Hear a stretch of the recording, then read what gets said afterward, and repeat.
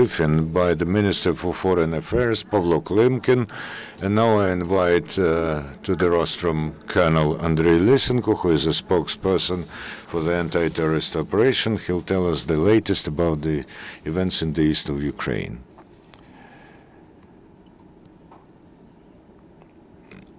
Good afternoon, dear colleagues. Yesterday, the President of Ukraine, Petro Poroshenko, held a meeting with the Prime Minister of Poland, Eva Kopacz. Commenting on the strengthening of attacks of gunmen on Donetsk airport, the head of the state said, over the last days, the intensity of the attack against the Donetsk airport has grew sharply, also as well as the unpunished violation of the regime of ceasefire, to which I gave a order to provide the answer once on the 17th of January, because we were forbidden to take away our wounded and one killed.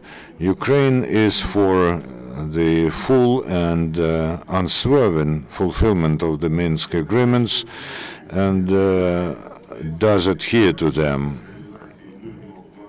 The unavoidable condition of the de-escalation of situation and realization of the peace plan of the President of Ukraine is ceasefire and the restoration of Ukrainian control on the Ukrainian-Russian state border, full and immediate withdrawal of foreign troops and mercenaries, and the provision to withdraw for the demarcation line of 19th of September, the withdrawal of heavy arms, release of hostages, and improvement of humanitarian situation in the region, and holding local elections according to the Ukrainian legislation.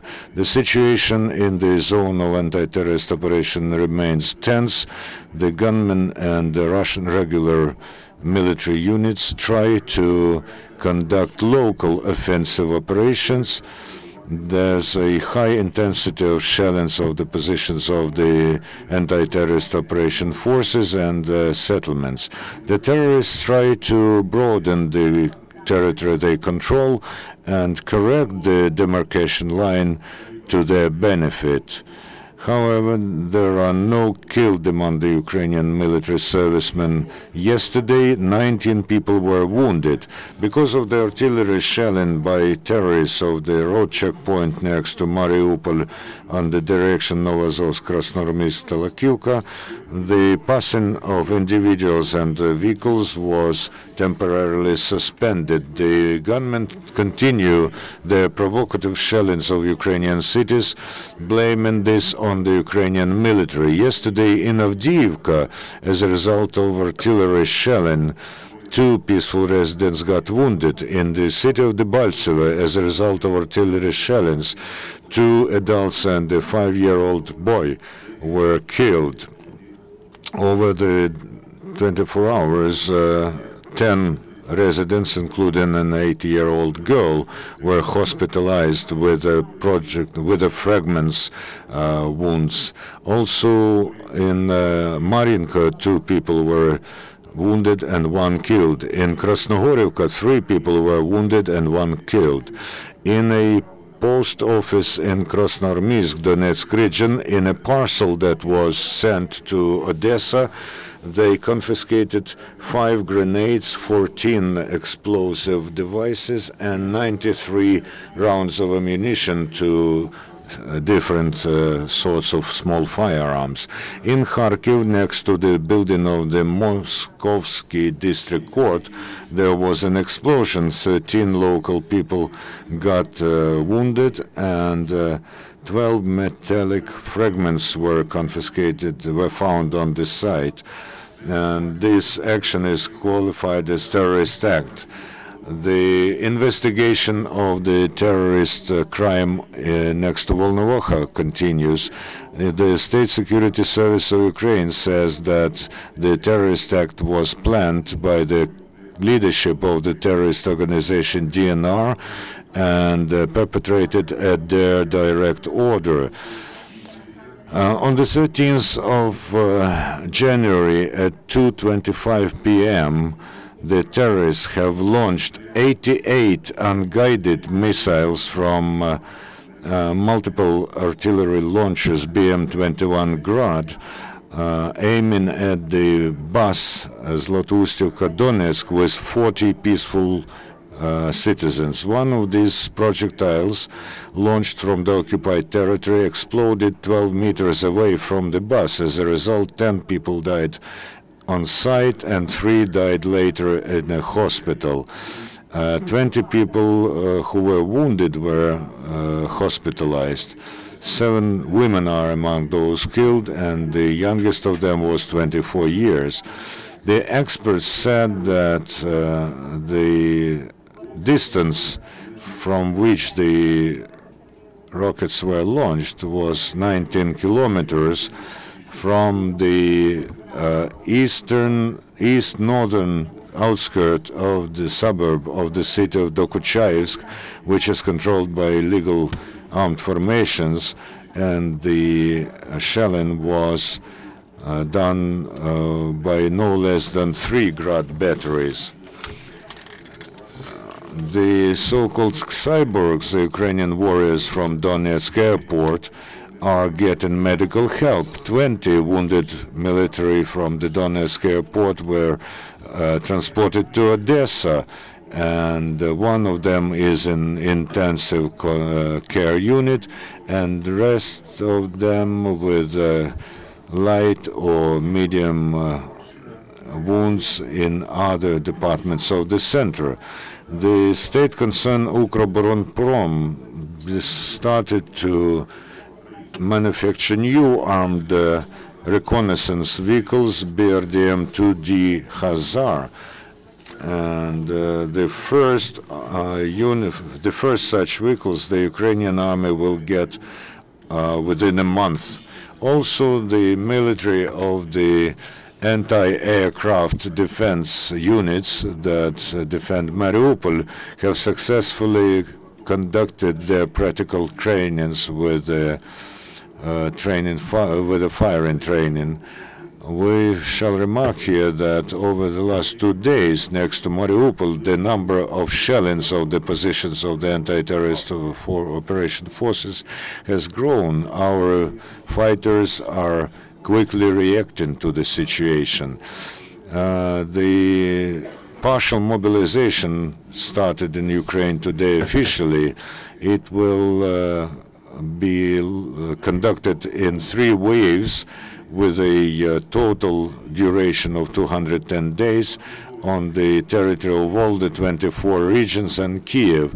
New military servicemen will replace the fighters who've been in service in the spring of 2014. The rotation of Ukrainian military continues on the front line. Yesterday, a detachment of law enforcers from Sumy region and the company of patrol service of the special battalion Sumy who came back to their constant location place. Then they really remarkably fulfilled their combat tasks. 11 servicemen of the service to fight economic corruption from Khmelnytsky region went to the east of Ukraine to protect public order there and to investigate crime.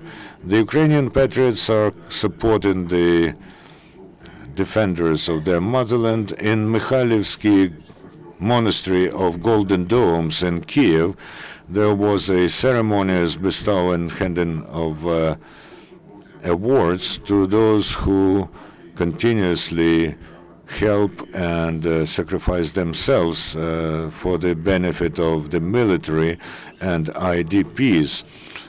The Ukrainian volunteers got medals for love and sacrificial stand towards Ukraine. The Ukrainian patriot, the student of the 4th grade of Kiev Gymnasium number 48, 19-year Darina Zhukovska, has handed over her iPad to military of the 1st Battalion of National Guards of Ukraine. The fourth batch of humanitarian help from Australia came to the support of these armed forces of Ukraine, including balaclavas, scarves, and winter footwear. USA and other countries of the West remark on the further strengthening of the Russian military contingent next to the border of Ukraine, and also on the territories of Donetsk and Luhansk regions temporarily controlled by the government. Federica Mogherini, the High Commissioner of the European Union on International and Security Policy, said that the EU has not even discussed the coming back to business as usual with Russia, and she also said that a counter-propaganda Russian language channel may be launched. Yesterday, Arsenii Yatsenyuk mentioned that Russian military crossed the border of Ukraine. How many is it confirmed by the NSDC? Yesterday, in the first half of the day, and the section of the border which is not controlled by Ukrainians in Lugansk direction was crossed by 2 battalion tactical groups. Each one of them has approximately 400 persons.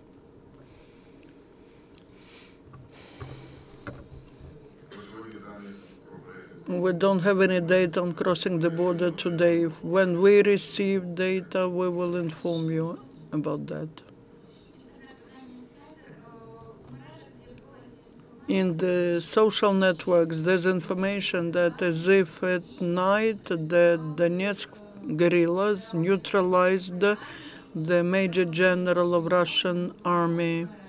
They put the photograph of that. Can you confirm this information that the Major General of Russian Army was neutralized? And this his name, Petropavlov.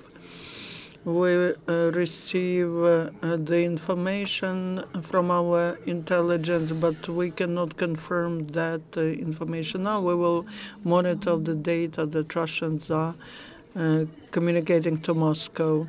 What is the situation in Donetsk itself? Is that true that in the center of Donetsk, not just in the outskirts, the active warfare is going on? And what's happening with the airport? Is it still ours? How many, floors are under the threat? I cannot tell you about what is happening right now. In the morning, we had data that in Donetsk airport and on the territories around, there are very fierce battles going on, but the airport is still maintained by Ukrainian military. No one surrenders it. It's very difficult there. Yesterday, the building of the new terminal was partially ruined. There are keyboards here wounded, but it does not affect the general situation. And as to the warfare in Donetsk, Ukrainian military are not walking in the streets of Donetsk. They are on the line of demarcation on the territory of the Donetsk airport, which is defined by the Minsk Memorandum from the 19th of September. Ukrainian military are not violating these agreements. One more question. Several questions from Channel 5. Yesterday there was information that 93rd Mechanized Brigade is evacuated from Opatna. I can tell you that at the line of clashes, there's always the rotation of our military going on, and to say who left and who entered, we will not be doing it. We'll be providing just partial data. That is done for our military to have some rest, to restore their capacity and to come back to the positions. Along all the line, there is a planned rotation going on. And another question. Today we know that in Donetsk, the bus stop was shelled. Several people suffered or were wounded, and according to some websites, militants accused Ukrainians that is the shelling of by Ukrainian forces. That's nothing new because they do it every time. As to this bus stop and the shelling, I cannot tell you anything. We don't have this data, but we have data that Donetsk is also shelled from Grad systems and artillery. So they're working in two directions. Airport and Donetsk. Thank you for your information. The next briefing of Colonel Lysenko will take place tomorrow, and the press briefing of Dmytro Shevkiv in 2 minutes. And I would like to remind you that Dmytro Klimkiv, the Minister of Foreign Affairs, will have a briefing at 3 o'clock.